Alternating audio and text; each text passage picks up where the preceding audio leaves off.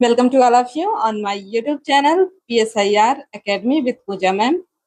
Complete Indian polity के इस class में आज हम चैप्टर वाइज क्वेश्चन सॉल्व करेंगे। क्वेश्चन नंबर 1 है 1773 के रेगुलेटिंग एक्ट का मुख्य उद्देश्य क्या था, जिसमें ऑप्शन ए है भारत के साथ व्यापार एकाधिकार स्थापित करना, ऑप्शन बी है ईस्ट इंडिया कंपनी को और अधिक शक्ति प्रदान करना, ऑप्शन सी है भारत में ईस्ट इंडिया कंपनी की गतिविधियों को रेगुलेट करना यानी विनियमित करना, ऑप्शन डी है ईस्ट इंडिया कंपनी को समाप्त करना।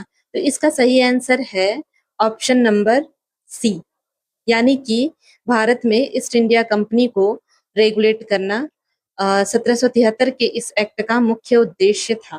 ठीक है, नेक्स्ट क्वेश्चन है क्वेश्चन नंबर 2, निम्नलिखित में से कौन 1773 के रेगुलेटिंग एक्ट का मुख्य प्रावधान था।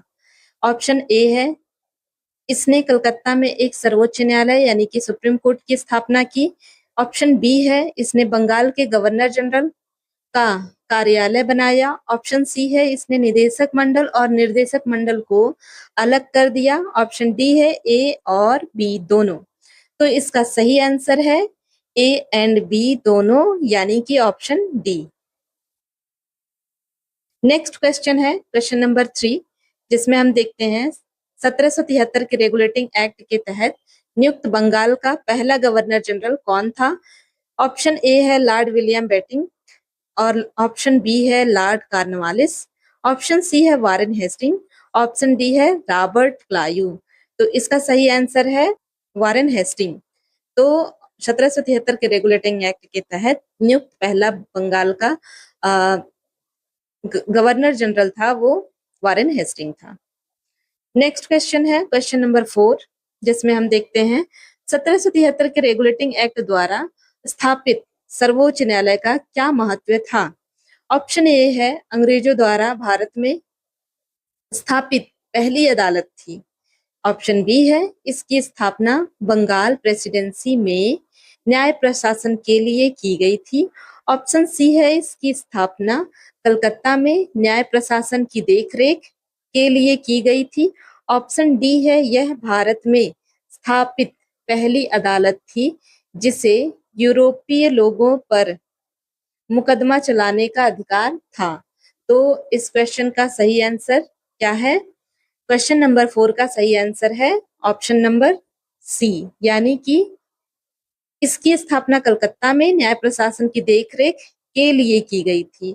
और जैसा कि आप जानते हैं 1773 का जो रेगुलेटिंग एक्ट था, इसी के आधार पर 1774 में, मतलब 1773 में कहा गया और 1774 में पहली बार भारत में कलकत्ता में सुप्रीम कोर्ट की स्थापना होती है, यानी सर्वोच्च न्यायालय की स्थापना होती है, जिसके पहले चीफ जस्टिस होते हैं सर एलिजा इम्पे और 3 अदर न्यायाधीश होते हैं जो कि ब्रिटेन से आए होते हैं। अब क्वेश्चन नंबर 5 को देखते हैं। 1773 के रेगुलेटिंग एक्ट ने कोर्ट ऑफ डायरेक्टर्स के साथ क्या किया।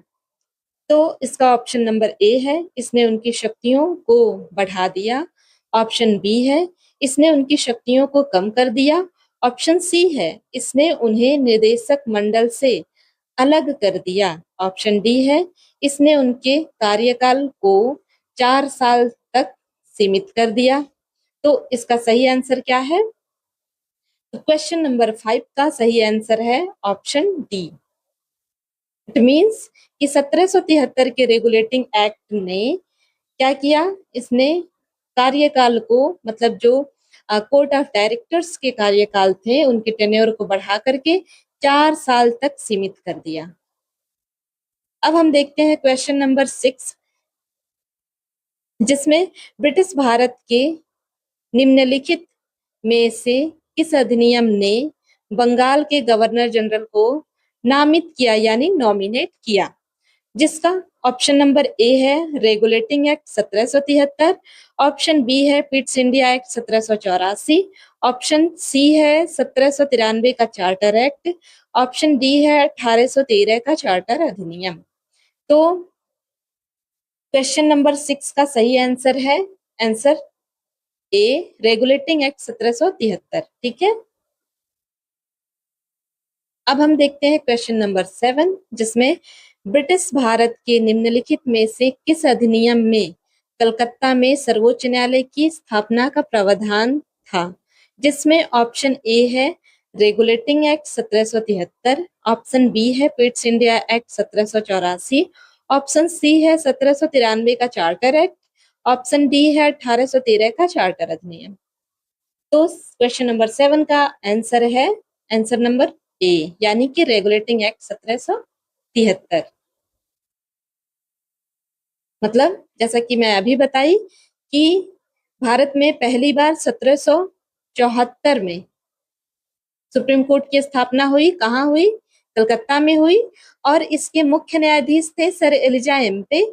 इसके साथ 3 अदर न्यायाधीश भी थे। क्वेश्चन नंबर 8 को देखते हैं, जिसमें 1781 के सेटलमेंट एक्ट के, जिसे निपटान अधिनियम भी कहा जाता है, तो इस एक्ट का उद्देश्य क्या था?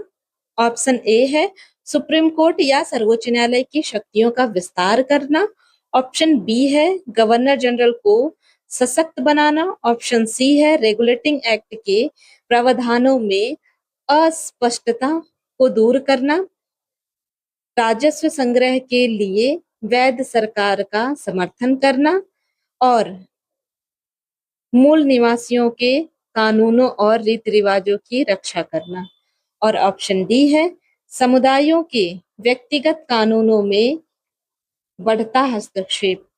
तो इसका सही आंसर है ऑप्शन नंबर सी, यानी कि रेगुलेटिंग एक्ट के प्रावधानों में अस्पष्टता को दूर करना, राजस्व संग्रह के लिए वैध सरकार का समर्थन करना, और मूल निवासियों के कानूनों और रीति रिवाजों की रक्षा करना। क्वेश्चन नंबर 9, वे कौन सी परिस्थितियां थीं जिनके कारण निपटान अधिनियम यानी कि एक्ट ऑफ सेटलमेंट पारित किया गया? जिसका ऑप्शन ए है वारेन हेस्टिंग्स प्रशासन से संबंधित मुद्दे, सुप्रीम कोर्ट और गवर्नर जनरल के बीच विवाद, व्यक्तिगत कानूनों में हस्तक्षेप, सुप्रीम कोर्ट के विरुद्ध शिकायतें।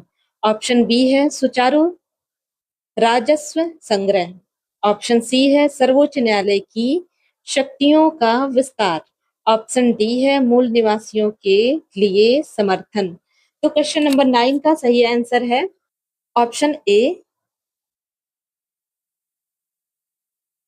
वारेन हेस्टिंग प्रशासन से संबंधित मुद्दे, सुप्रीम कोर्ट और गवर्नर जनरल के बीच विवाद, व्यक्तिगत कानूनों में हस्तक्षेप, सुप्रीम कोर्ट के विरुद्ध शिकायतें। तो ऑप्शन ए इसका सही आंसर है। अब हम देखते हैं क्वेश्चन नंबर 10, और इस सेशन का लास्ट क्वेश्चन है ये। निपटान अधिनियम यानी एक्ट ऑफ सेटलमेंट को और किस नाम से जाना जाता है? तो ऑप्शन ए है रेगुलेटिंग एक्ट 1773, मूल निवासी कानून अधिनियम 1781, सुप्रीम कोर्ट अधिनियम 1781, घोषणा अधिनियम 1781। तो इसका सही आंसर है डी, यानी कि घोषणा अधिनियम 1781। आज का यह सेशन, जिसमें कुल 10 क्वेश्चंस थे, आपको कैसा लगा आप कमेंट कर सकते हैं। धीरे धीरे कुछ और क्वेश्चन हम ऐड करेंगे। फिलहाल आज का सेशन कैसा रहा आप प्लीज कमेंट करिए, लाइक करिए सेशन को, और चैनल पर बने रहने के लिए आप इसे सब्सक्राइब करिए। Thank you for watching.